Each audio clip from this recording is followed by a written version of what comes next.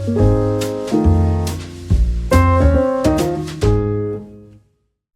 guys, welcome to another video. In this video, I'm going to share a few updates in AI. The first one is Deepseek V3.2 launch. Deepseek has launched Deepseek V3.2 experimental model. It has two highlights. The first one is sparse attention, which is also called DSA, for faster, more efficient training and inference.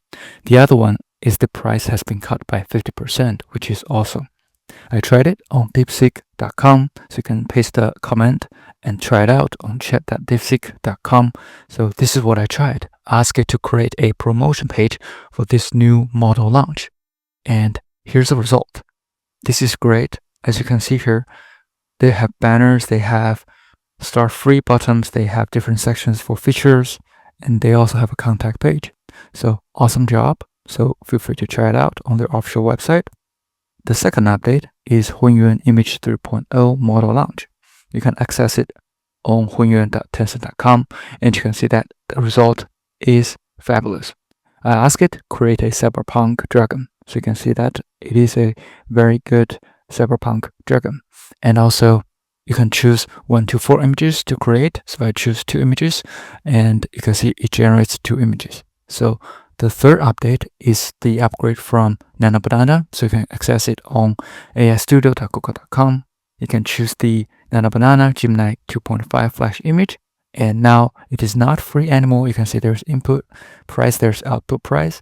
But the update is the option for selecting aspect ratio. You can see that it can select auto 1.1, 9.16, 16:9. So you can choose different aspect ratio. So that's the update.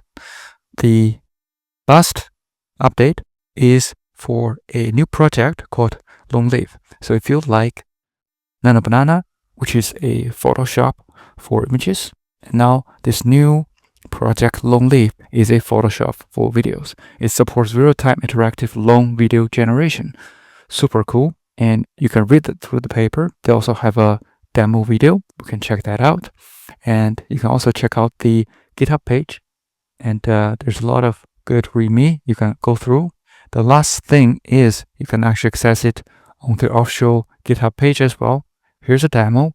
Basically, you can prompt to the video, and the video is going to change based on the prompt, which is super cool. So I'm pretty excited to see what this project is going to come up with.